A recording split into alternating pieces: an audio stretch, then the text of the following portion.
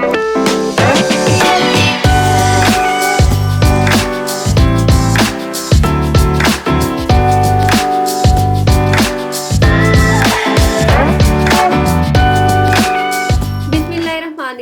वालेकुम, welcome to cooking inside the kitchen. और आज किचन में हम आपके साथ बहुत ही मज़ेदार से मीठे लड्डू यानी अमरसे की रेसिपी शेयर करेंगे।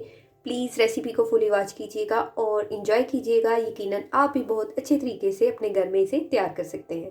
तो चलते हैं फटाफट से इसकी तैयारी की तरफ। सबसे पहले हम एक पैन लेंगे और इसके अंदर ऐड कर देंगे 2 कप पानी। मेजरमेंट का खास ख्याल रखिएगा, 2 कप ही पानी लेंगे और इसके अंदर ऐड करेंगे शुगर, ये भी जाएगी 2 कप।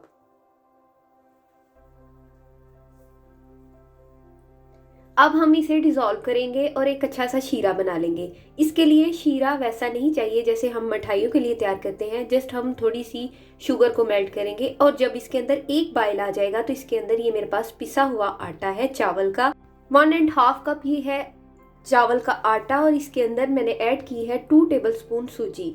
तो आप भी मेजरमेंट का खास ख्याल रखिएगा और जब इसे ऐड करें तो साथ ही विस्क लें या कोई भी स्पून लें और इसकी मदद से इसे अच्छे से हिलाते रहें ताकि इसमें गुठलियाँ नहीं रहें और आपके पास एक अच्छी सी डो तैयार होगी।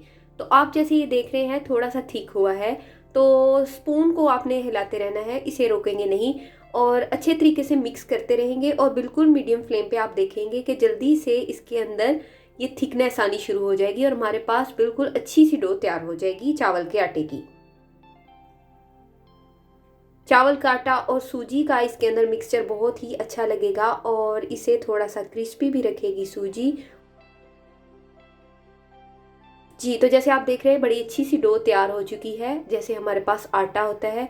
अब 1 घंटा गुजरने के बाद हम इसके छोटे छोटे से बाल बनाएंगे और इसके अंदर ऐड कर देंगे, ये मेरे पास है खोया। अगर आपने ऐड करना है तो टोटली ऑप्शनल है, ये बहुत ही अच्छा लगता है इसका टेस्ट इसके अंदर। लेकिन अगर नहीं भी ऐड करना तो नॉर्मली हमारे यहाँ जो अंदर से मिलते हैं उसके अंदर कोई भी फीलिंग नहीं होती। आप इसमें कोई भी ड्राई फ्रूट भी ऐड कर सकते हैं और फिलिंग के साथ भी तैयार कर सकते हैं। जैसे आप देखें ये बाल तैयार कर लिए, आप इसे रफली भी तैयार कर सकते हैं लेकिन स्मूथली एक अच्छा सा बाल तैयार करें और इसे, ये हमारे पास सफ़ेद तिल है, इसके अंदर कोट करेंगे। इस तरीके से कोट करने से सारे तिल इसके ऊपर लग जाएंगे और सारे ही मटेरियल के हम बाल तैयार कर लेंगे। चारों ओर से आपने तिल को कोट कर लेना है। इसी तरीके से हम बाकी बाल भी तैयार कर लेंगे।